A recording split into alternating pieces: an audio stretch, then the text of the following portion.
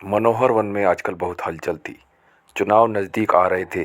जब से जंगल में लोकतंत्र लागू हुआ था, शेर खान की पीढ़ियों से चली आ रही सत्ता पर मानो भयंकर खतरा मंडरा रहा था। शेर खान परेशान हाल में चहलकदमी कर रहा था। चापलूस सियार और शेर खान के आदेश पर हुड़दंग मचाने वाले लकड़बग्घों का झुंड भी अपने आका को परेशान देखकर परेशान था।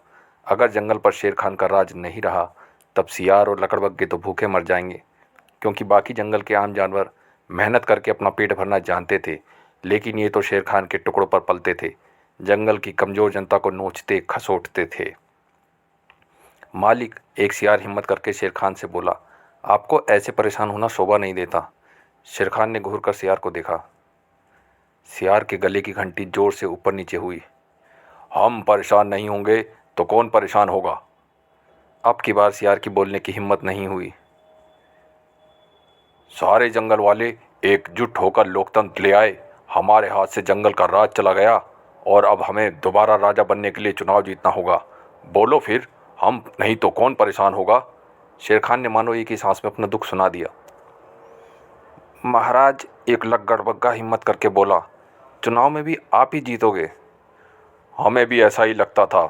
जब इतने सालों से हम ही जंगल के राजा हैं, तब भला ये चुनाव उनाव से क्या ही होगा। हम ही राजा चुने जाएंगे, एक बार नहीं बल्कि बार बार चुने जाएंगे। मालिक, फिर परेशानी क्या है? सियार ने धीरे से पूछा।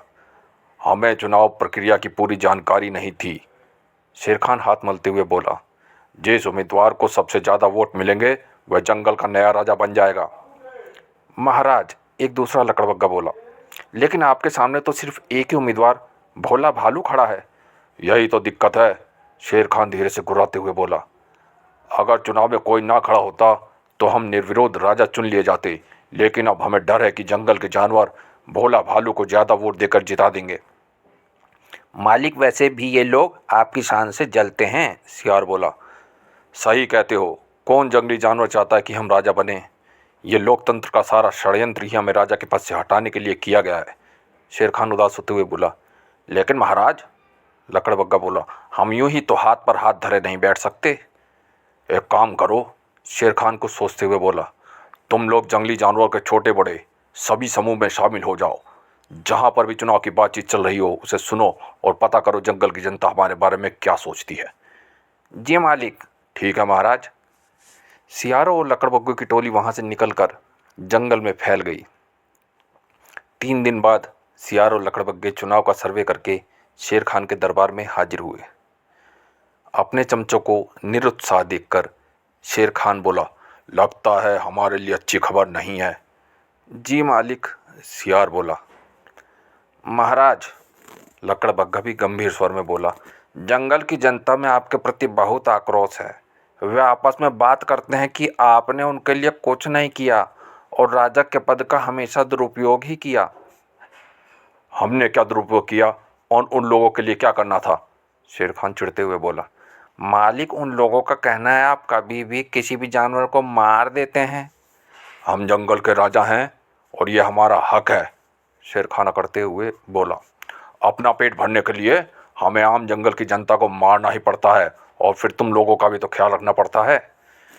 महाराज, एक लकड़बग्घा बोला, उन्होंने अपनी कुछ मांगों की लिस्ट बनाई है और सुनने में आया है कि भोला भालू ने उन्हें आश्वासन दिया है कि जंगल का राजा बनने के बाद वह उन मांगों को जंगल का कानून बनाकर लागू कर देगा। क्या मांगे हैं? शेर खान ने संशय से पूछा। कोई जानवर किसी अन्य जानवर का पानी पीते हुए, भोजन करते हुए और घायल अवस्था में शिकार नहीं करेगा। ये क्या बकवास है?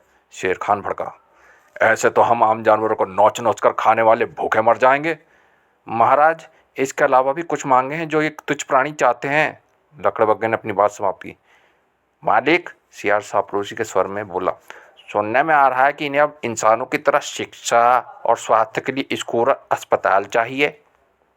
जंगल राज में स्कूल और अस्पताल के बारे में ये मूर्ख लोग सोच भी कैसे सकते हैं?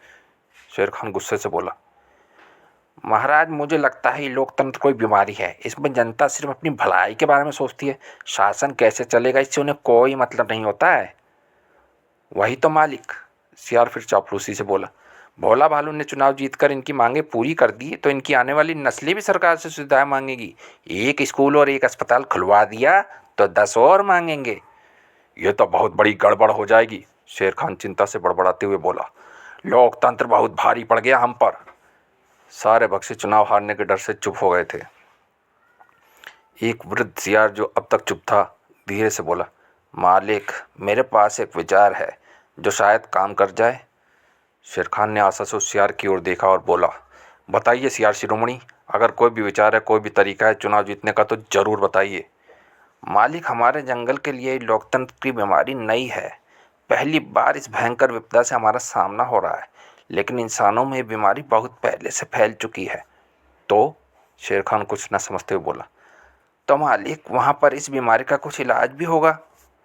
हम कुछ समझे नहीं सियार शिरोमणि। शेर खान अभी भी दुविधा में था। मालिक, इस जंगल का एक बंदर पीके कई सालों से इंसानों की बस्ती में रह रहा है। उसने इंसानों के कई चुनावों को अपने सामने होते हुए देखा है।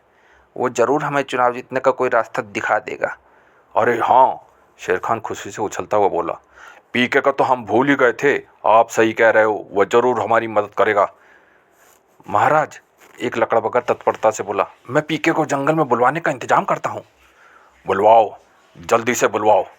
शेर खान अपने उत्साह को दबाता हुआ बोला। तुरंत एक जंगली कबूतर को भेजकर पीके नाम के बंदर को जंगल में बुलवा लिया गया और उसे बड़े आदर के साथ शेर खान के सामने प्रस्तुत किया गया। जंगल के राजा शेर खान की जय हो, पीके बंदर से झुकाते हुए बोला। नहीं पीके, शेर खान उदास स्वर में बोला, अब हम जंगल के राजा नहीं हैं। जंगल के सब जानवर मिलकर जंगल में लोकतंत्र ले आए हैं और अब जो चुनाव जीत जाएगा वो जंगल का राजा बनेगा। पीके, वृद्ध सियार बोला, हमारे लिए लोकतंत्र नया है। तुम वर्षों से इंसानी बस्ती में रह रहे हो, क्या भला है ये लोकतंत्र, कुछ समझा सकते हो? बंदर हंसने लगा। हंस क्यों रहे हो पीके? शेर खान थोड़ा हैरान होते हुए बोला। महाराज, बंदर बोला, यह लोकतंत्र भी बड़ी मजेदार चीज है। इसमें लोगों को लगता है कि वह सरकार चुन रहे हैं। ऐसा ही है पीके, शेर खान बोला। सारे जंगल के जानवर अब अपनी पसंद के राजा के लिए वोट देंगे। उन्होंने तो ना जाने कैसी कैसी उटपटांग मांगों की लिस्ट बना दी है। अरे उन्हें अब जंगल में स्कूल चाहिए, अस्पताल चाहिए। महाराज, इंसानी बस्ती में भी जब चुनाव आते हैं तो जनता अपनी मांगों की एक लिस्ट बनाकर तैयार हो जाती है। वो भी स्कूल चाहते हैं, अस्पताल चाहते हैं। अरे उन्हें तो रोजगार, साफ सड़क, साफ पानी, 24 घंटे बिजली, गुंडे बदमाशों से सुरक्षा और ना जाने ऐसी कितनी नाजायज गैर जरूरी चीज़ें चाहिए होती हैं। अब तो हद ही हो गई है, इंसान साफ हवा की भी मांग करने लगे हैं। हे भगवान, शेर खान घबरा कर बोला, ये इंसान तो हम जानवर से भी गए गुजरे हैं।